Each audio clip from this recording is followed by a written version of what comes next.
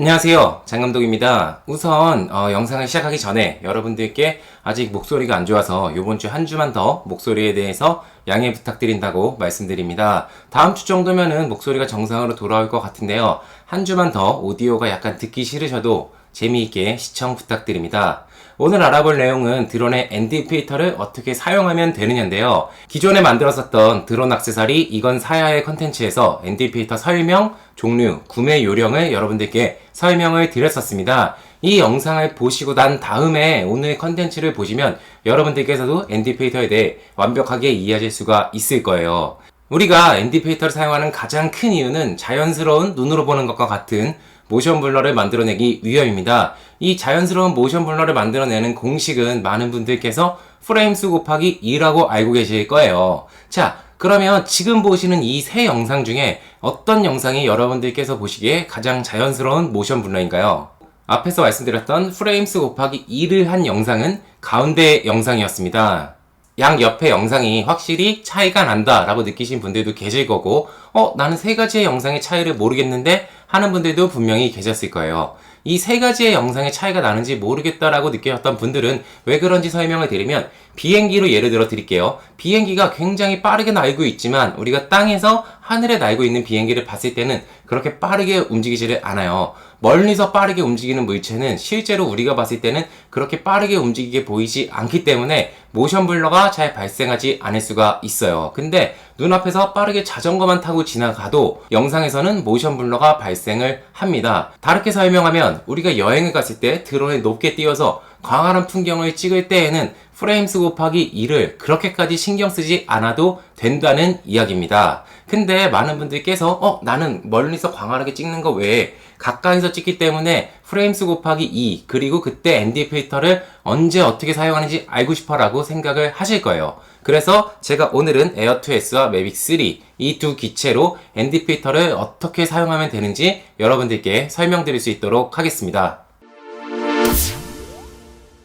우리가 ND 필터를 사용하는 경우는 대부분 두 가지인데요. 첫 번째는 적정 셔터 스피드 확보를 위해서, 그리고 두 번째는 로그 촬영을 할 때 적정 노출을 확보하기 위해서예요. 자, 이걸 설명드리기 전에 저는 일반적으로 풍경을 촬영할 때는 24프레임으로 촬영을 하고요. 영상의 아웃풋도 24프레임으로 만듭니다. 피사체가 빠르게 움직이는 것이 있을 경우에는 60프레임이나 120프레임으로 촬영을 합니다. 왜냐하면 아웃풋을 24프레임으로 할 때 60프레임이나 120프레임으로 촬영을 하면 슬로우 모션까지 활용을 할 수가 있기 때문입니다. 그러면 에어2S를 60프레임으로 놓고서 촬영한다라고 가정을 하고 설명을 드리겠습니다.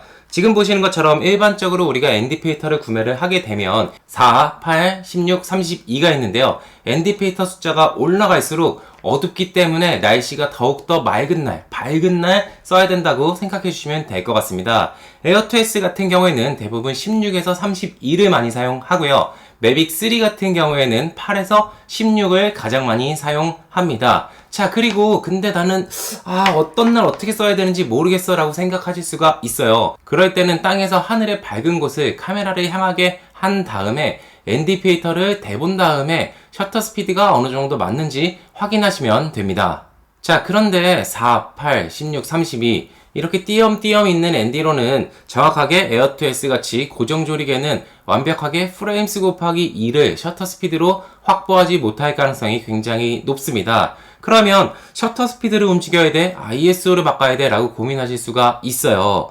제가 전에 영상에서도 말씀을 드렸지만 프레임수 곱하기 2 근처의 셔터 스피드를 가게 돼도 어느 정도 모션 블러가 적절하게 발생을 하기 때문에 여러분들께서 그 근사치를 설정을 하셔도 되고요. 나는 그래도 죽어도 셔터 스피드를 확보하고 ISO를 바꾸고 싶다라고 생각을 하시면 한 단계 더 어두운 ND를 끼신 다음에 ISO를 올려보시면 됩니다. 자, 그럴 때 매빅 에어 2나 2S 같은 경우에는 적정 ISO가 400 정도까지는 안전하다고 생각해 주시면 될 것 같고요. 매빅 3 같은 경우에는 800까지 안정적이라고 생각해 주시면 될 것 같습니다.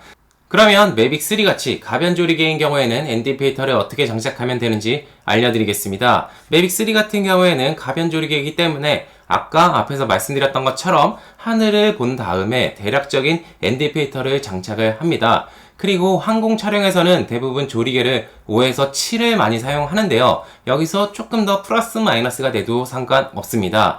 대낮이라고 가정을 할 경우에 ISO를 100에다가 놓고 셔터 스피드를 60프레임 곱하기 2, 120분의 1로 놓고서 조리개를 그거에 맞춰서 살짝 움직여 주시면 됩니다. 이때 5에서 7에 들어가면 가장 좋고요. 말씀드렸던 것처럼 5에서 7에서 조금 더 플러스 마이너스가 돼도 상관이 없기 때문에 그렇게 조리개를 움직이면서 노출을 잡아주시는 게 좋습니다. 이렇게 셔터 스피드를 확보하는 거에서도 고정 조리개와 가변 조리개 기체의 차이는 있습니다. 확실히 가변 조리개가 모션 블러를 위한 셔터 스피드를 확보나 이런 것에도 유리하다고 할 수가 있습니다. 그런데 여러분들께서 너무 이것에 신경을 쓰지 않으셔도 돼요. 앞에서 말씀드렸던 것처럼 광각의 경우에 하늘에 높게 떠 있을 때 그렇게 셔터 스피드로 인한 모션 블러는 많이 발생을 하지가 않습니다. 헐리우드 영화 같은 경우에는 그래픽을 넣기 위해서 일부러 모션 블러를 만들지 않는 셔터 스피드로 촬영을 한 다음에 그래픽 작업을 하기도 합니다. 그렇기 때문에 우리가 프레임수 곱하기 2 셔터 스피드를 무조건적으로 확보해야 된다라고 생각은 하지 않으셔도 되고요. 만약에 그렇게 확보를 하고 싶으신 분들은 앞에서 설명드린 것처럼 셔터 스피드를 확보하셔서 아름다운 영상, 조금은 더 멋있는 모션 블러가 있는 영상을 만드시기를 바라겠습니다. 그러면 로그 촬영에서 ND 필터에 대해서 알아보겠습니다. 로그 촬영에서는 ND 필터가 반드시 필수입니다. 왜냐하면 로그 촬영 자체가 기본적으로 베이스 감도가 400이랑 800입니다. 가뜩이나 맑은 날 ISO까지 감도까지 올려버리면 너무나 화면의 노출을 맞추기가 어렵기 때문에 반드시 ND 필터 사용을 해야 합니다.